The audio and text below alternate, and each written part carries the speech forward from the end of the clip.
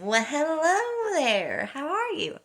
My name is Michelle Swickard, and I am going to be reading Chapter 1 of Addiction and Grace by Gerald G. May, MD. If you haven't already, there is a previous recording to this one. So this will be Chapter 1, Desire, Addiction, and Human Freedom. Where your treasure is, there will your heart be also.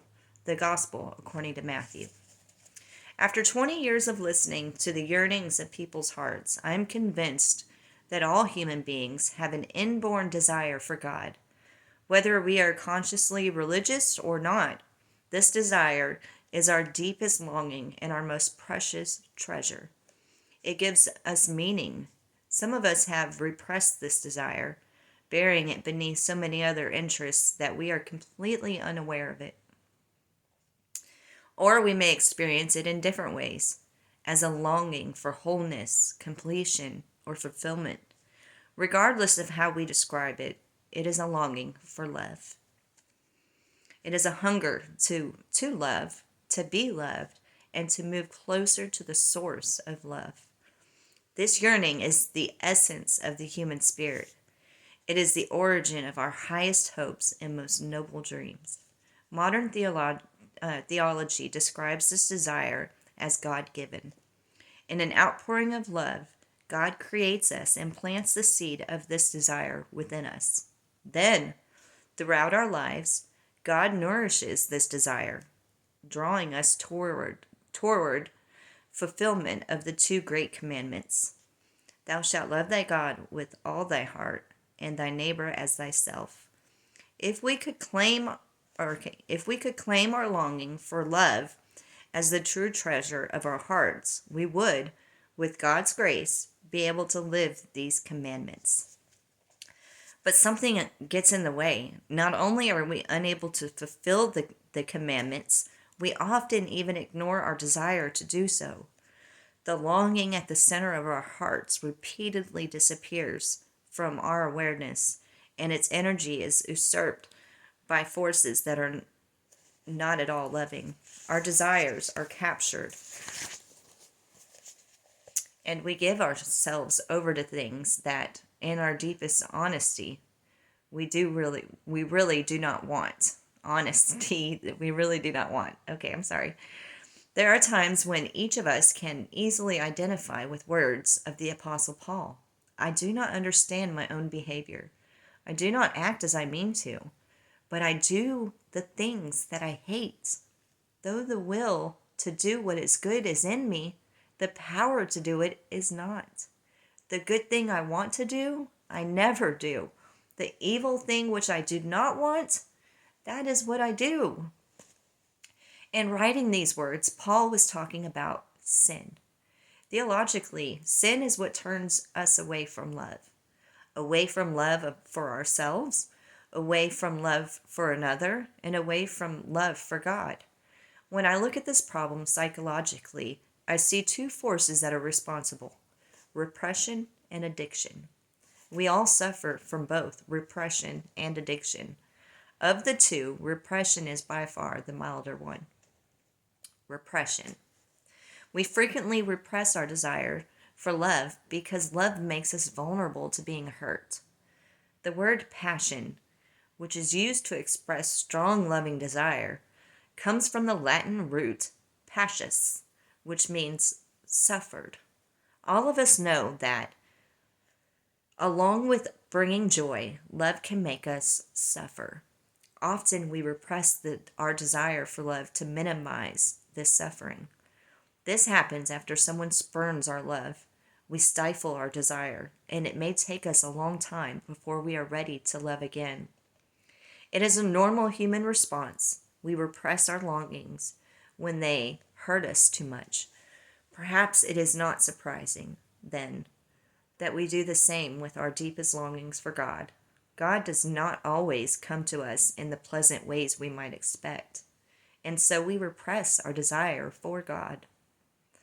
When we repress a desire, we try to keep it out of our awareness. We try to keep our focus on other things, safer things. Psychology calls this displacement. But something that has been repressed does not really go away. It remains within us, skirting the edges of our consciousness. Every now and then, it reminds us of its presence as if to say, "Remember me?" And when we are ready to tackle the thing again, we can. We may repress our longing for God, but like the hound of heaven that it is, it haunts us.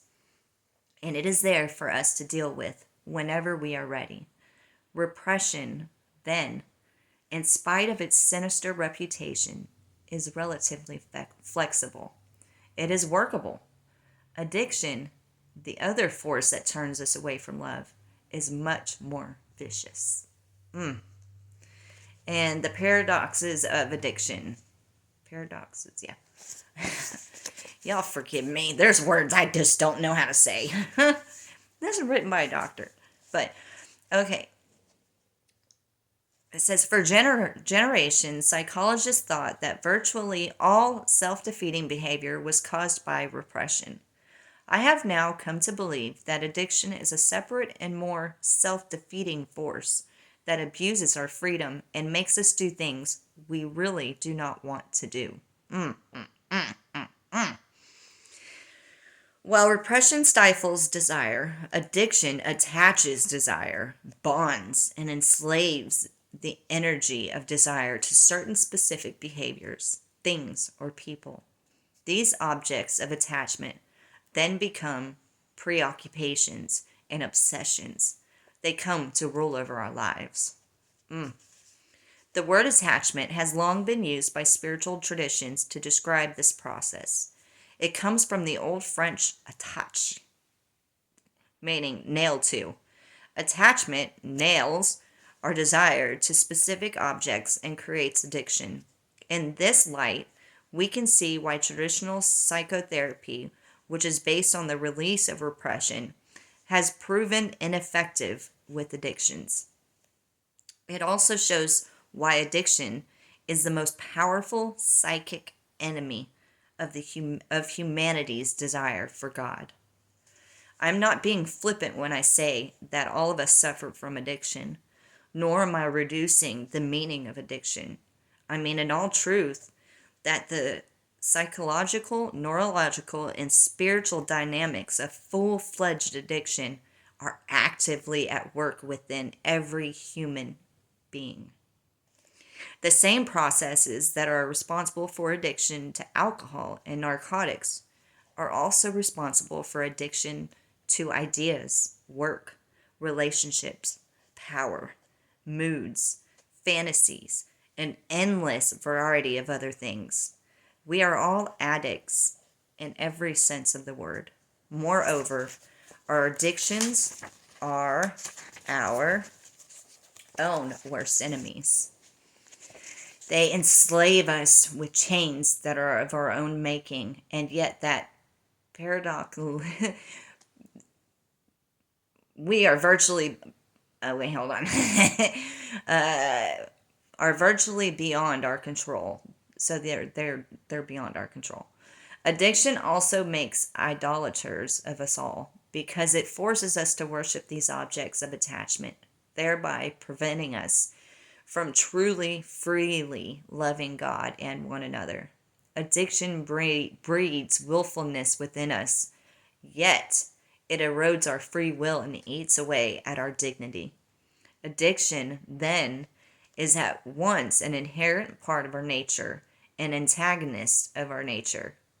It is the absolute enemy of human freedom, the antipathy of love. Yet, in still another paradox, our addictions can lead us to a deep appreciation of grace. They can bring us to our knees. The paradoxes of addiction raise many questions. What really is addiction? What is its spiritual significance? Its true relationship to grace? What is the difference between addiction and deeply, passionately caring about something or someone? Are there some good addictions? And if traditional psychology does not help addiction, what does? I think I can shed some light on these questions, but many of the answers will not be pleasant to hear. Addiction is not something we can simply take care of by applying the proper remedy, for it is in the very nature of addiction to feed on our attempts to master it. At the outset, I must confess that I have by no means achieved victory over my own addictions. I am riddled with them, and I further confess that I enjoy some of them immensely. Although deep in my heart I would prefer to be free of them, the larger part of myself simply does not want to give them up. It is characteristic for addiction to mix one's motives. But although often feel impotent before my addictions, I do have some understanding of them, and that is what I hope to share with you. Understanding will not deliver us from addiction, but it will, I hope, help us to appreciate grace. Grace is the most powerful force in the universe. It can transcend repression, addiction, and every other internal and external power that seeks to oppress the freedom of the human heart. Grace is where our hope lies. Journey toward understanding. It was in working with some of the most tragically addicted people, those enslaved to narcotics and alcohol, that I began wondering about addiction and grace. It was there also that I began to recognize my own addictedness. Most importantly, it was in the course of that work that I reclaimed my own spiritual hunger, a desire for God, and for love that for many years I had tried to repress. As nearly as I can recall, the repression of my spiritual desire began shortly after my father died. I was 9 at the time. Prior to that, I had had a comfortable relationship with God. As with all children, the earliest years of my life were simply religious. In the innocent wonder and awe of early childhood awareness, everything just is spiritual. My religious education had given me a name for God, but I hardly needed it. I prayed easily, and God was a friend. In a reaction typical for a 9-year-old, I expected God to somehow keep me in touch with my father after his death. I prayed for this, but of course it did not happen. As a result, something hurt and angry in me. Something deeper than my consciousness chose to dispense with God. I would take care of myself. I would go it alone. My wanting, my love, had caused me to be hurt, and something in me decided not to want it so much. I repressed my longing. Just as my father faded from my awareness, so did God, and so did my desire for God. During college, I fell in love with literature and philosophy. In retrospect, I think this was my desire for God surfacing again, as a search for beauty and truth. I even tried to go to church on occasion, but I wasn't consciously looking for God. By then, I was searching for something that I could use to develop a sense of mastery over my life, something that would help me go it alone. In medical school and psychiatric training, I tried to make a God out of science. Science seemed learnable, masterable, and controllable.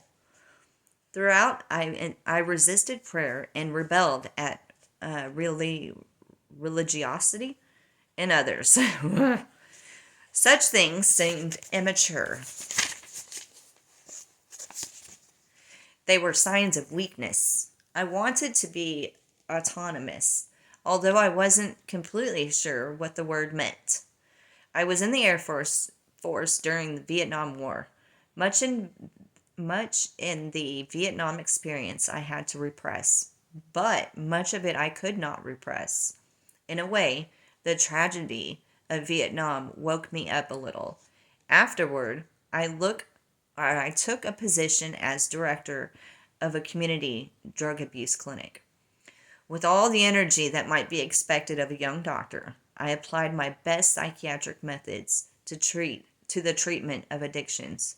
None of them worked. I was able to help people with their emotional and social problems, but they remain addicted to chemicals.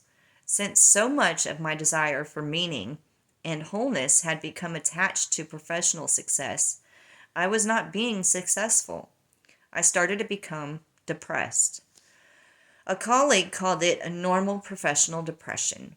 He went on to say, all decent psychiatrists experience such depressions when they can't cure the people they treat. If you didn't feel depressed, it would mean you didn't care enough. It was some consolation, but not much.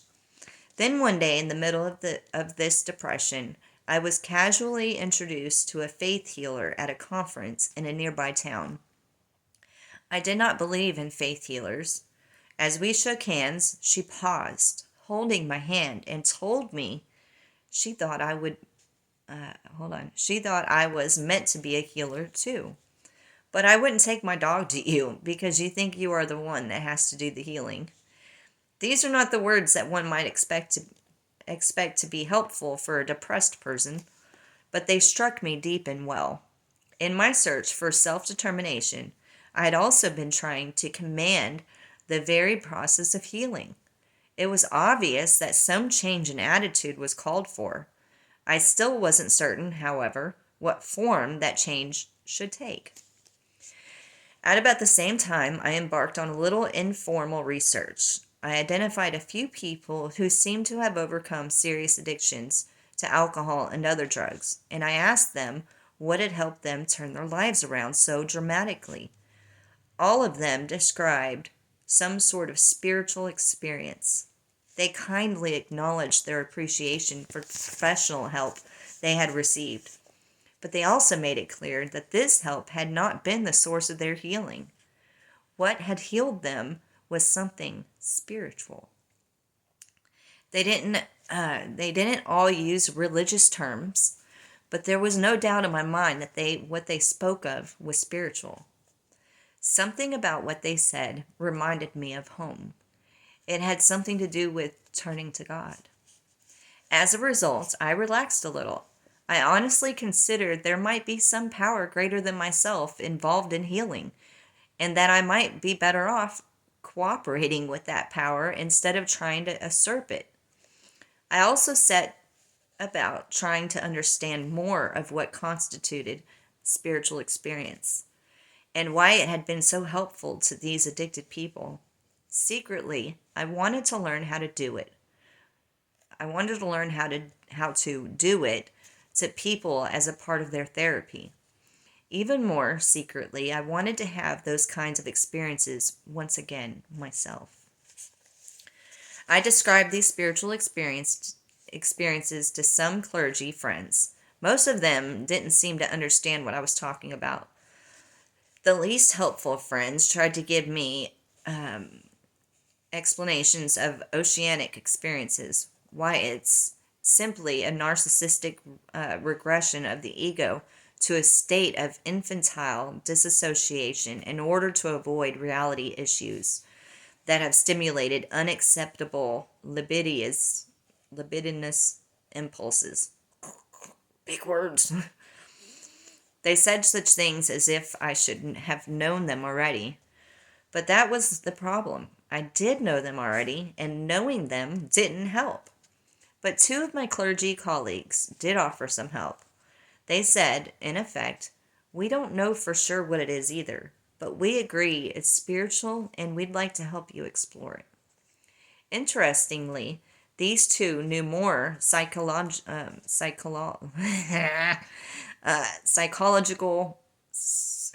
you know what I'm trying to say, theory than the others. They knew enough to realize that the psychology, there's the word, was not going to answer everything.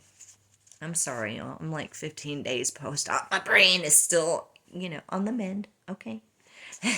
Have some grace for me. Okay. Okay. With their companionship, I explored a multitude of spiritual ways and means. The 1960s were turning into the 1970s, and Freud, Freud, and white-knuckled social activism were beginning to give way to something fresh afoot in America, something a little more spiritual. I studied Eastern religious psychic phenomena, psychedelic drugs, biofeedback, all the great stew of psychospiritual pop and pap that was percolating across the nation at the time. I read Alan Watts and Baba Ram Dass. I meditated every day. From a comfortable distance, I watched the rise of the charismatic renewal in Christian churches. And from an equal distance, I sensed something powerful I couldn't understand in Alcoholics Anonymous. One evening, about 6 months after my quest began, I was diligently practicing a form of yoga meditation that encourages the free coming and going of all thoughts. It is a method that might be described as the opposite of repression. In the freedom I gave to my mind, one of the thoughts that came was prayer. It was, in the beginning, the prayer of a 9-year-old, embarrassingly immature. Dear Jesus, help me. I would have stifled it immediately had I not been dutifully allowing all my thoughts to come and go. It was a sad and painful thing just to let that prayer happen, but I did. As months and years passed, the prayer grew, and with it, my awareness of my desire for God. I realized my exploration was less a professional research project and more a personal spiritual journey. I was not in control of my life. I needed as much of God's grace as any of my patients did. With that growing realization, my spiritual desire seemed to pick up where it had left off some 20 years earlier. Now it was out in the light again, and I gradually became able to reclaim it as my true heart's desire and the most precious thing in my life. My more scientific observations continued, and for the most part, they seemed to nourish and be nourished by the spiritual desire within me. The first, most striking observation was that people could become addicted to chemicals that weren't supposed to be addictive. In those days, and even until recently, drugs such as LSD, marijuana, and cocaine were not considered addictive. According to the experts, one might develop psychological dependency and overdo these drugs, but the drugs themselves were not supposed to be physically addictive. Evidence for physical addiction require withdrawal symptoms, intolerance, the need for increasing amounts. Yet in my clinical practice, I saw many people who, in fact, did have such symptoms with these drugs, and with a host of other substances as well. Someone walked in who was addicted to propoxine, a common painkiller that was supposed to be no more addictive than aspirin. I'm so sorry, y'all, with my brain. Addicted to aspirin. Then nose drops, antidepressants, tranquilizers. The patient showed true addictions, complete with withdrawal symptoms and tolerance. It occurred to me that if a substance could alter your mind in any way whatsoever, it was possible to become addicted to it. I realized that I myself was addicted to a variety of substances: nicotine, caffeine, sugar, and chocolate, to name a few. Was this physical addiction or just psychological dependency? Surely my tolerance and withdrawal symptoms were not as severe as I had observed in people addicted to alcohol or pure heroin, but the differences seemed only in degree. If I didn't pay attention to my intake of these substances, I would increase my use of them. I would want more. That is a mild form of tolerance. And if I tried to cut down or quit completely, I would experience distress. A distress that was in no way as dramatic as that of my patients, but neither was it just in my mind. The distress was a kind of tension My muscles would be tighter than normal and a little more tremulous, and there might be a headache or irritability or even a slightly queasy stomach. From a physiologic standpoint, I was experiencing mild reflections of the same symptoms my patients experienced in withdrawal from narcotics. Finally, I realized that for both myself and other people, addictions are not limited to substances. I was also addicted to work, performance, responsibility, intimacy, being liked, helping others, and an almost endless list of other behaviors. At the time, it seemed just fine to be addicted to some of these things, but others I would have much preferred to be free of. I had to admit that I had not freely chosen these things. My concern for them was not something I could control. They were compulsions. Tolerance and withdrawal were definite. However much achievement, intimacy, or approval I had, it was never quite enough. I always wanted more. And if I had to do without one of them, I would experience not only a craving for it, but also some degree of anxiety and even actual physical discomfort. It occurred to me that my original professional depression had happened because I had been addicted to success and control. It was, in fact, a withdrawal.